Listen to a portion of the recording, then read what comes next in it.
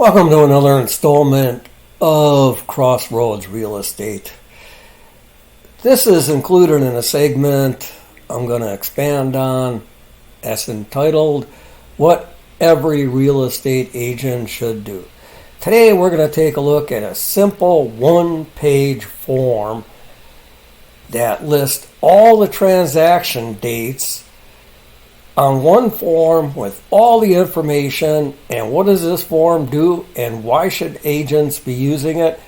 Because it helps to guarantee a smooth, trouble-free transaction, eliminates a lot of the issues, and guess what? Not every real estate agent uses this form. Why? I don't know. Well, we're going to take a look at it and you be the judge. Here is what I call my form transaction dates. I fill this form out for every single accepted offer. It basically lists the transaction dates. Simple. So I'm going to go through this form step by step and give a brief explanation of every single entry. The address. This would be the address of the property with the accepted offer. The accepted offer date. Everything is determined by the accepted offer date. So as you fill out this form, you're going to have to constantly relate back to that date. Now I've got a couple of columns here. Of course, the date and the description. And in how many days the date is completed, little notes of who the information was sent to, and of course you got miscellaneous notes. Okay, number one, after an offer is accepted, you got to deal with the earnest money. The contract has the amount of earnest money in, who it's going to be deposited with, everything's all spelled out. And the buyer has to get that earnest money in. So you put in the amount of the earnest money, and you put in the due date, due in how many days, and it's completed. This date would be the day that it's due. All right? Simple. Okay. Offer to the lender and the title company. It's really important that the lender and the title company get a copy of all the paperwork and keep updated in all the paperwork. So you put in the date that you emailed the offer to the lender and the title company, and that way you know it's done. If it's filled out on this form, it's your checklist. Okay, proof of financing. The buyer has to apply for financing in so many days, and they have to get a letter to the seller, actually the listing agent who forwards it to the seller, on who they applied to financing for, or actually, who they decided to do the financing. That way you know who to send the paperwork to and everything else, and then there's notes on the bottom to where you put the contact information for the lender. So you got everything on one form. One of the first things you wind up fulfilling or completing is the inspection on the property. If there's no inspection, you just put a note down there that there's no inspection. But if there's an inspection, it's usually done or due, and I'd say 10 to 15 days is the average, and the day is completed, and who that inspection was sent to. So the appraisal. The appraisal may take anywhere from 15 days to 30 days, but there's a due date on the contract that the appraisal should be done. So you put that date in there, and you put the day that you get the appraisal and everything else, and notes if there's any issues with the inspection or with the appraisal. You can put little notes in here. You can add notes at the bottom. This is a great form to have. Okay, according to the contract, the seller is supposed to send the buyer a copy of the title. So the title company works that all up, sends it over to the listing agent. The listing agent sends it over to the seller for a review. Once everybody on the listing side has agreed that there's no real issues, or if there are issues, what you got to do, so you put it in there on the date it's completed. Of course, the new buyer has to have home insurance. This works for both the buyer and the seller. It's a good idea to tell the seller, hey, you're supposed to be closing, so call your insurance company, tell them you're closing, they'll take care of the paperwork, so you're not paying home insurance after you sell a house. And, of course, the lender is going to make sure that, it's not going to close, and they're going to have proof, and they're going to have the payments and everything else for home insurance. But you know what?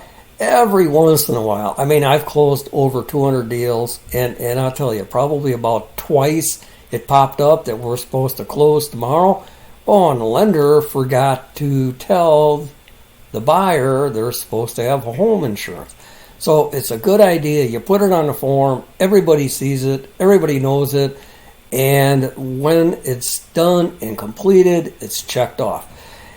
And this is one of them that you got to keep a close tab on the lender, make sure it's done, and you get the update to verify there is insurance on the home and it's good to close. Okay, there's a loan commitment. Basically, loan commitment has a bunch of legal jargon in the offer to purchase.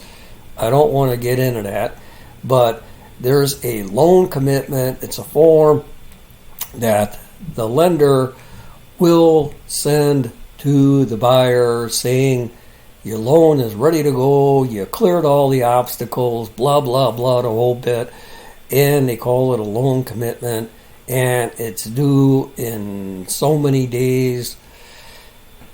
And you fill that all in with any notes that may be required. Okay, there may be lien waivers. If the inspection shows up something, even the smallest, tiniest thing, let's say that, the seller is missing a wall cover on a switch in the basement. Well, okay, you gotta. That's a safety issue. It's got to be fixed. Seller goes to the hardware store, picks up a cover, installs it. Okay, what proof do we have that it's installed? Well, okay, you can take a picture. We can get it done like that. But it's a repair. The title company, to protect the buyer and the lender, is going to ask for a lien waiver. If it was done by the seller, send the seller a lien waiver. Just explain that it was done by the seller. If it's something major, like the seller was going to put on a new roof as soon as they get an accepted offer, or some other repairs that require a contractor, you got to get these lien waivers to the contractors, and the contractors sign the lien waivers saying they were paid and they're not going to put a lien on the property. Okay, an amendment to the lender and title company. Oftentimes, you might want to put in a couple of lines for this amendment thing, because there might be a couple of amendments, but every time there's an amendment, you got to get that amendment to the lender and to the title company. So everybody's on the same page, everybody's following the same process. Okay, so buyer and seller sign the amendment, the listing agent, the agent for the buyer have it, and we have to get it to the title company. So when was that completed? Okay, there's a truth in lending amendment. Basically, that is going to inform the seller that the buyer is going to get a form required by federal law, and it's going to list everything, all the details on the loan, and the buyer has 3 days to review it. and okay it. If they don't like it, they can take that up between themselves and the lender. If not, it's good, clear to close. And this Truth in Lending Amendment says, well, if the basically in layman's terms, if the buyer doesn't get this Truth in Lending form until the day before closing, the buyer has to have those 3 days if they agree with it or if they don't agree with it. So you cannot close until 3 days after the buyer receives this Truth in Lending form. Okay, we got these utilities.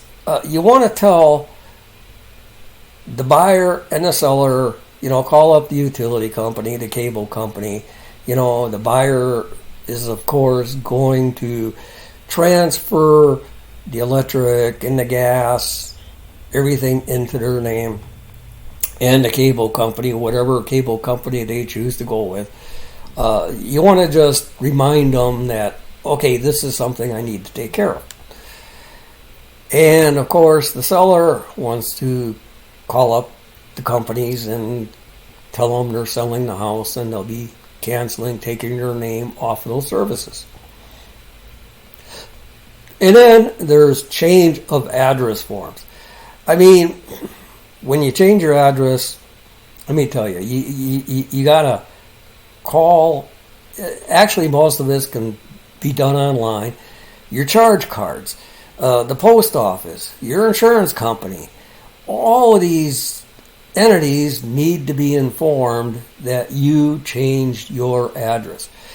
Actually, if you've got a business, you got to update the state and everything else. So, have a little discussion, send out a little email, and then just put in the date when you sent out that email to remind either your buyer or your seller. Both of them are going to be changing their addresses to, get this done. And a good agent will have a checklist of everything that should cover all the entities that have to be alerted about a change of address. Then you got a couple of blanks in here for, if something comes up. Then, just before closing, they send out this pre-closing statement for review. Okay, when did I get that closing and was it okayed? Does it look okay with my buyer? Does it look okay with my seller? You put it in there, any notes. And then you've got the closing date. Closing date is generally on the contract, and you can put that date in there. Now, what this form does is you've got your list of dates.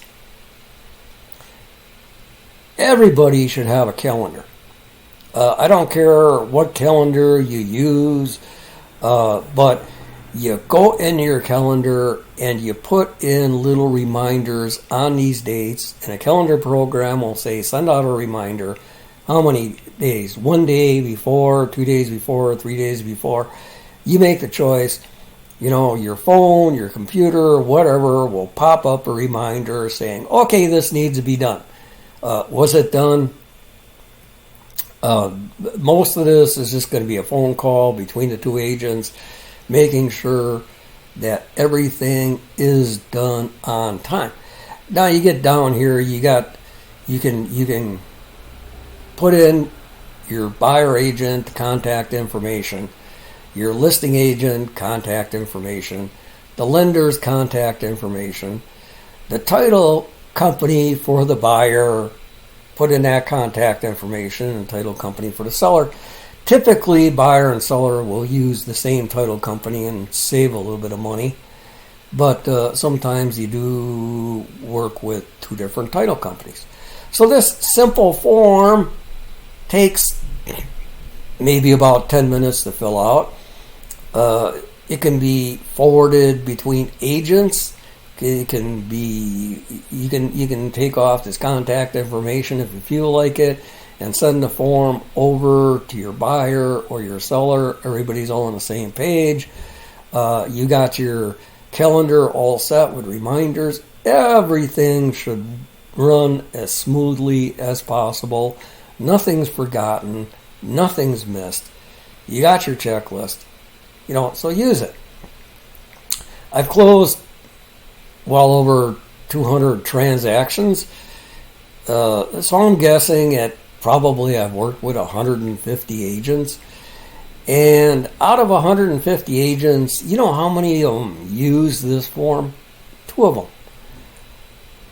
One agent actually sent me their transaction dates forms before I had a chance to fill mine out. And you're talking about, I'm filling this stuff out the day after the accepted offer. I was actually working on the form, and I get an email, and I open it up, and here's all of these dates filled out on a form. They used their own form, but they sent me it. I had to call her up.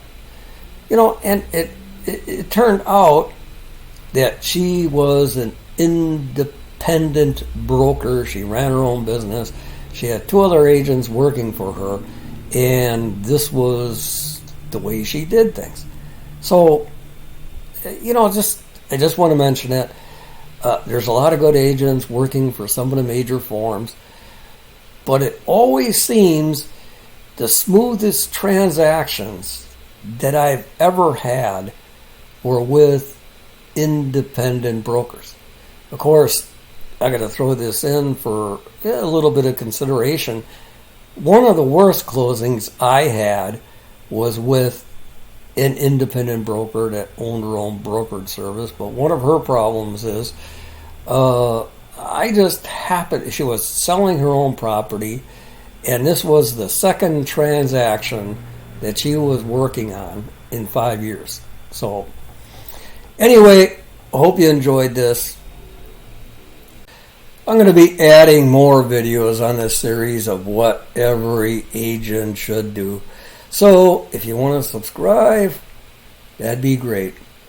So don't forget to like, don't forget to comment, don't forget to share, and subscribe so you don't miss any of them, because I'm going to be going over a couple of other simple forms and a couple other procedures and a couple of things on how real estate agents should be training or educating their buyers and sellers to avoid the ever-present real estate scams that, with this artificial intelligence, we know it's only going to get worse. So stay tuned, stay informed, stay safe, and make real estate transactions the smoothest, most enjoyable experiences they can ever be.